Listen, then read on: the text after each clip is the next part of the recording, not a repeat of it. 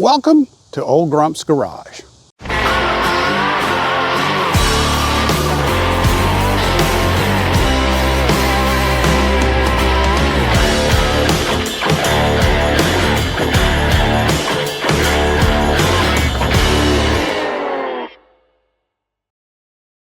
Hey y'all, Alan, Old Grump's Garage. Time for Tool Talk.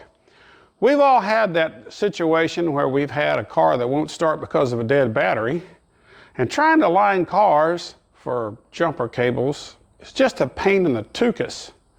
Now, we've all seen a video, I'm sure, on YouTube lately of a guy taking a tool battery like my DeWalt battery and putting a piece of wire in the right prongs and then sticking those wires in the terminals on the battery of the car and jumping the car off, which is amazing and awful convenient, but keeping the wires in there while you're trying to do all that's not the easiest thing in the world either.